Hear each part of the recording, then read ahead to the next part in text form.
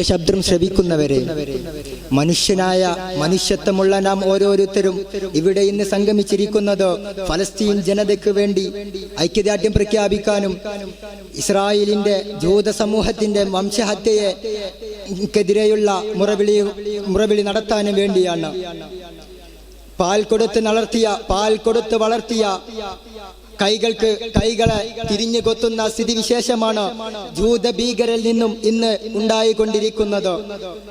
ഇന്ന് ഫലസ്തീന്റെ മണ്ണ് അക്ഷരാർത്ഥത്തിൽ ഒരു നരക തുല്യമായി മാറിയിരിക്കുന്ന കാഴ്ചയാണ് സോഷ്യൽ മീഡിയ വഴി നാം ഓരോരുത്തരും കണ്ടുകൊണ്ടിരിക്കുന്നത്. യാഥാർത്ഥ്യത്തെ നുകരാൻ ഞാൻ അവിടെയല്ലല്ലോ ഉള്ളത്.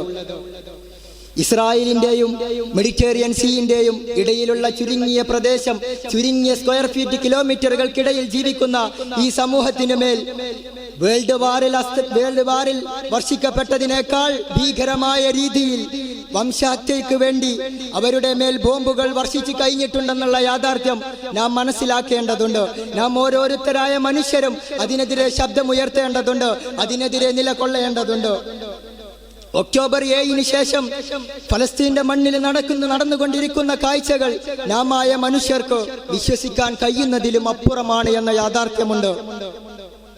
65,000-ത്തിലധികം വരുന്ന ജനസമൂഹത്തെ അവിടെ നിന്നും കൊല ചെയ്ത് കഴിഞ്ഞിട്ടുണ്ട്. അതിൽ തന്നെ 18,500-ലധികം വരുന്നത് കുഞ്ഞുങ്ങളാണെന്ന യാഥാർത്ഥ്യമുണ്ട്. അതിൽ തന്നെ 5,000-ത്തിലധികം വരുന്ന കുഞ്ഞുങ്ങൾ 5 വയസ്സിന് താഴെയുള്ള കുഞ്ഞുങ്ങളാണ്, പൊടിക്കുഞ്ഞുങ്ങളാണെന്നുള്ള യാഥാർത്ഥ്യമുണ്ട്. അതിൽ തന്നെ 1000-ത്തിനടുത്ത് വരുന്ന കുട്ടികൾ പിഞ്ചു പൈതങ്ങളാണ്. 1 വയസ്സ് പോലും തികയാത്ത, 1 വയസ്സ് പോലും അവരിലേക്ക് എത്തിച്ചേരാത്ത കുട്ടികളാണെന്നുള്ള യാഥാർത്ഥ്യമുണ്ട്. ഇങ്ങനെ നടക്കുന്ന ഈ കാഴ്ചകൾ കണ്ടിരിക്കാൻ മനുഷ്യനായ ഓരോ വ്യക്തിക്കും എങ്ങനെയാണ് സാധിക്കുക? നാമായ എനിക്കതിനൊരിക്കലും സാധിക്കുകയില്ല എന്ന യാഥാർത്ഥ്യമുണ്ട്. അതിനെതിരെ ശബ്ദമുയർത്തേണ്ടത് നമ്മുടെ ഉത്തരവാദിത്തമാണ്.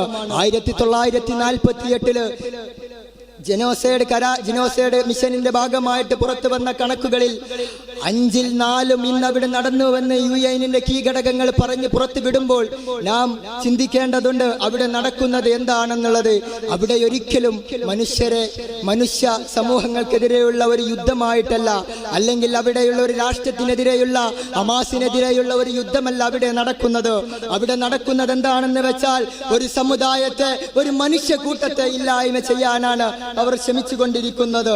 അവിടെ 95% സ്കൂളുകളും തകർക്കപ്പെട്ടിട്ടുണ്ട് എന്ന യാഥാർത്ഥ്യമുണ്ട്. അവിടെ ഒരിക്കലും ജീവിച്ചു തീർക്കാൻ പറ്റുന്ന ഒരു അവസ്ഥയെയല്ല ഉള്ളത്. അവിടെയുള്ള ഓരോ അവസ്ഥകളും നാം ചിന്തിക്കുമ്പോഴും നാം മനസ്സിലാക്കുമ്പോഴും നമ്മുടെ മനസ്സുകൾ അത്രമേൽ വേദനിക്കുന്ന ഒന്നായിരിക്കുമെന്ന യാഥാർത്ഥ്യമുണ്ട്. നവജാത ശിശുക്കൾക്ക് വേണ്ടിയുള്ള സംരക്ഷണ കേന്ദ്രങ്ങൾ അവിടെ ഒന്നുപോലും ഇല്ല എന്ന യാഥാർത്ഥ്യം നാം മനസ്സിലാക്കണം. അവിടെ ഹോസ്പിറ്റലുകൾ പൂർണ്ണമായി തകർത്ത് തരിപ്പണമാക്കിയിട്ടുണ്ട്. അവിടെ മാധ്യമങ്ങൾക്ക് കടക്കാനാവാത്ത വിധത്തിൽ അവിടെ നിയമങ്ങളും അവിടെ തടഞ്ഞു വെച്ചുകൊണ്ടിരിക്കുന്നുണ്ട്. ഭക്ഷണം വാങ്ങാൻ വേണ്ടി അവിടേക്ക് വരുന്ന ഓരോ വ്യക്തികളെയും ഭക്ഷണ വരിയിൽ അവിടെ ലൈനിട്ട് കൊടുത്തുകൊണ്ട് ഇതിനപ്പുറം കടന്നാൽ നിങ്ങളുടെ ജീവിതം നഷ്ടമാകുമെന്ന് പറഞ്ഞിട്ട് 5,000-ത്തിനടുത്ത ആളുകളെ കൊലപ്പെടുത്തുകയും ചെയ്തിട്ടുണ്ട്. അവിടെ ഇസ്രായേൽ ജനത നടത്തുന്നത്, ഇസ്രായേലിന്റെ ഭരണകൂടം നടത്തുന്നത്, പേരെടുത്ത് പറയുകയാണെങ്കിൽ നെതന്യാഹു നടത്തുന്നത് വംശഹത്യ മാത്രമാണ്. അവിടെ അവർക്ക് ഭരണം നിലനിർത്താൻ വേണ്ടി ചില കാട്ടിക്കൂട്ടലുകൾ അവിടെ നടത്തുന്നുണ്ട്. ഒരിക്കലും ലോക ജനങ്ങൾക്ക് ഇത് അംഗീകരിച്ചു കൊടുക്കാൻ സാധിക്കുന്നതല്ല.